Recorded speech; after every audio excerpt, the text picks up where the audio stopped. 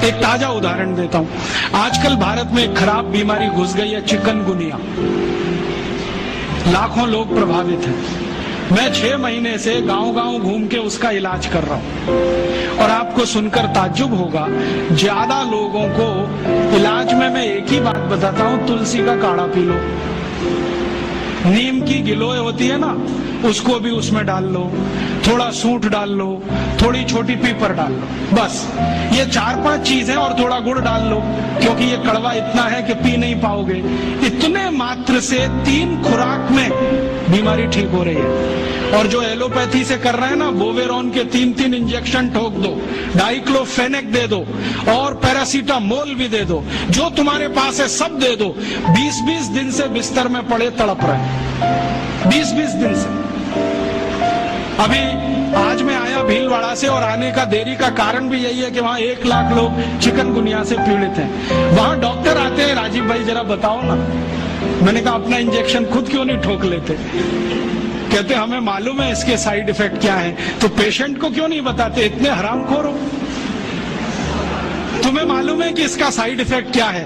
बोवेरॉन लगाएंगे तो क्या होने वाला है? मुंह में छाले हो जाएंगे, गले में छाले हो जाएंगे, अल्सर भी हो सकता है। तुम जानते हो, फिर पेशेंट को क्यों नहीं बताते? ये हरामखोरी तुम में कहां से आ गई? अपने को इंजेक्शन ठोकोगे नहीं, उसको ठोकते जाओ। तुम्हें मालूम नहीं है ठीक नहीं होगा, फिर पैरासीटामोल देते जाओ, डाइक्लोफेनेक देते जाओ, नोवलजिन के इंजेक्शन लगाते जाओ। और दुर्भाग्य से एलोपैथी ने ये सब नाम 20 साल पहले बैन कर दिए। वो कहते हैं डाइक्लोफेनेक खराब है, पैरासीटामोल तो और भी खराब है, नोवलजिन तो 1984 से बैन है यूरोप में और अमेरिका में। वही इंजेक्शन यहाँ ठोक रहे हैं लगातार। दुष्परिणाम है कि मरीज ठीक ही नहीं हो रहे। और मैं आपको मेरा अपना तजुर्बा बताता हूं। आप में से कुछ विद्यार्थी होम्योपैथी के हैं। आप जानते हैं कि होम्योपैथी की बहुत सारी दवाएं आयुर्वेद से ही निकली। तुलसी है ना, उसी से ओसीमम है। ओसीमम की 3-3 खुराक देके कर्नाटक में 70,000 रोगियों को चलता कर दिया। और वो 20-20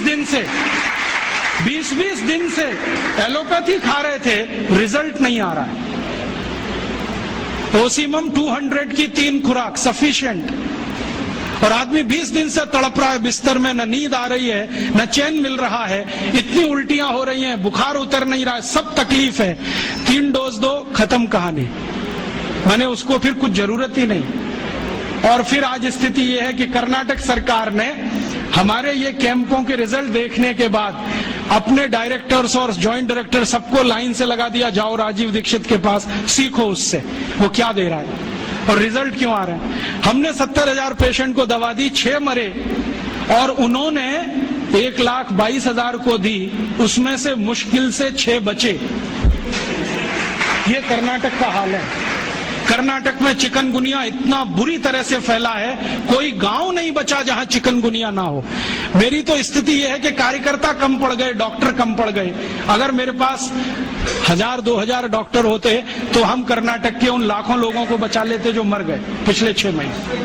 महाराष्ट्र में भी यही है। रिजल्ट मिलते हैं उन दवाओं से, तो भरोसा क्यों नहीं करें उनके ऊपर? ओसीमम तो तुलसी में से ही बनी है भाई, और तो क्या है, डाइल्यूशन फॉर्म में है, बस इतना ही तो है। और तुलसी का काढ़ा समझ लो मदर टिंचर फॉर्म है उसका। तो काढ़ा दे दो तो समझ लो मदर टिंचर दे दिया, और पोटेंसी में दिया तो डाइल्यूट करके दिया। और आप जानते हैं कि ये आयुर्वेद का ही सिद्धांत है कि औषधि की मात्रा जितनी कम रखो, असर उतना ही अधिक है। होम्योपैथी तो इसी पे काम करती है। तो अपने विज्ञान में दम तो है, अपनी विद्या में दम तो है, बस इसका प्रचार करने की बात है। प्रचार कौन करेगा? आप करेंगे। और इसका सबसे सरल तरीका है वॉक एंड टॉक। सबसे सरल तरीका। अगर आप इसका अपनी विद्याओं का प्रचार करना चाहते हैं, सरकार तो करेगी नहीं, क्योंकि वो एलोपैथी के चंगुल में फंसी है। हमारी सरकार के 2 मंत्रियों का तो मेरा तजुर्बा है पिछले 6 साल में। जब मैं उनके पास गया स्वास्थ्य मंत्री को मिलने के लिए, वो कहते राजीव भाई ये सब हमको समझता है, कर कुछ नहीं सकते। क्योंकि ऐसा जकड़ के रख लिया है। तो मैंने कहा इसमें आग तो लगा सकते हो, आग ही लगा दो हनुमान जी की तरह से, रावण की लंका एक बार जल जाए, कम से कम कहानी तो खत्म हो जाए। तो कहते हैं उतनी हिम्मत अभी तक नहीं आई है, आ जाएगी तो वो भी लगा देंगे। तो उनमें तो आने से रही, क्योंकि वो तो फंसे हैं अपने स्वार्थ में। आप इसको तैयारी करो, एक ना एक दिन ये विदेश से आई हुई चिकित्सा पद्धति के तंत्र को ऐसे ही उखाड़ के फेंकना है जैसे ईस्ट इंडिया कंपनी को उखाड़ के फेंका था हमने।